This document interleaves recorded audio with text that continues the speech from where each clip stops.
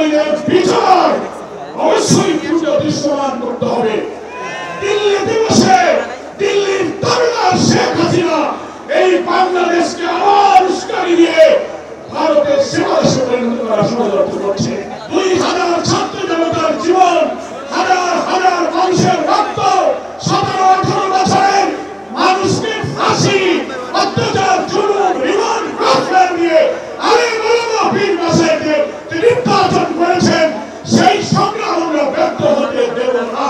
মুসলিম উম্মাহর নেতৃত্ব দানকারী দেশপ্রেমিক সকল ইসলামী দল, ব্যক্তিত্ব, স্কলারদের মধ্যে ভিন্নমত থাকা সত্ত্বেও আজকে একটি ঐতিহাসিক ঐক্যের পরিবেশ এবং সম্ভাবনা দেখা দিয়েছে। সৈয়দ মোহাম্মদ রেজাউল করিম রহমানের আজকের ঐতিহাসিক মঞ্চে যারা বসে আছেন তারাই হচ্ছে এই ঐক্যের মহাকান্ডারী।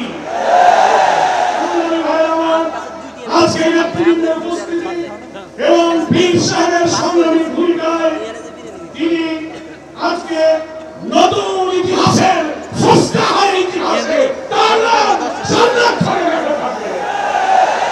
সংগ্রামী দেশবাসী ভাইয়েরা, আমি অন্তর্বর্তীকালীন সরকারের প্রধান প্রফেসর ডক্টর মোহাম্মদ ইউনূস আপনাকে বলতে চাই, আপনিও ন্যাশনাল কনসেনসাস কমিশন যেটা হয়েছে তারও আপনি চেয়ারম্যান, তার কো-চেয়ারম্যান করা হয়েছে প্রফেসর ডক্টর আলী আজকে।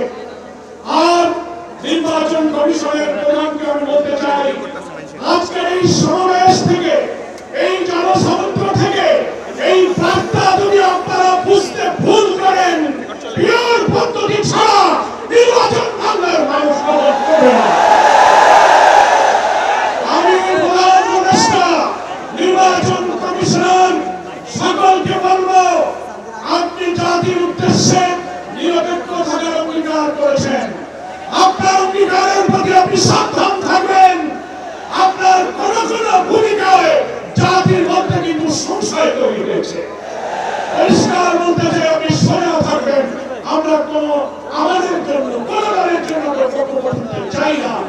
2000 ছাত্র জনতার জীবন, হাজার হাজার মানুষের রক্ত, 17-18 বছরের মানুষকে ফাঁসি, অত্যাচার, জুলুম, রিমান্ড, গ্রেফতার দিয়ে আরে বলবো 20 বছরকে নির্বাচন করেছেন, সেই সংগ্রাম আমরা ব্যর্থ হতে দেব না।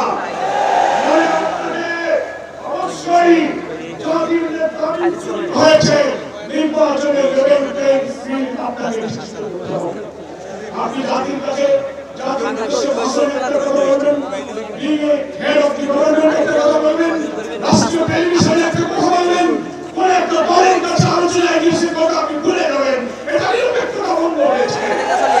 আপনাকে বলতে যে আপনি সোজা থাকুন, রাজনৈতিক সংগ্রামে আপনি দোষ করেন, এই ধরনের অধিকার সবার আছে, কিন্তু আপনি এক জায়গায় কথা বলে মন্তব্য করবেন কেন?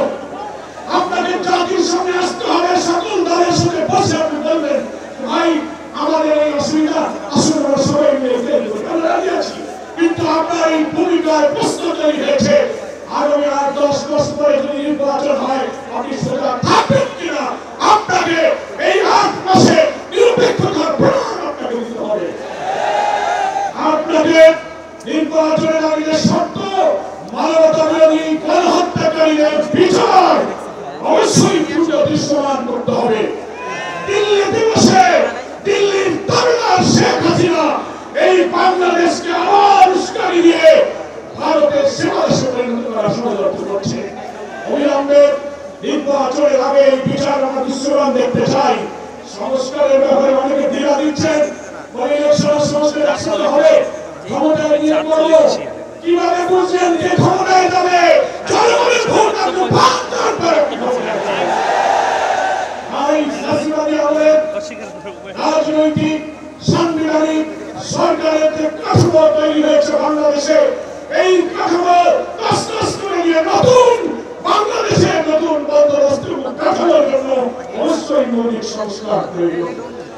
এই প্রশাসনিক ব্যবস্থার মধ্যে আমরা নতুন কোন ফ্যাসিলিটি, নতুন কোন হাসিনার আমরা জন্ম দিতে চাই না।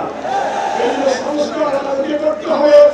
আন্দোলনের শহীদ আহত যারা তাদের চিকিৎসা পুনর্বাসন করতে হবে। প্রবাসী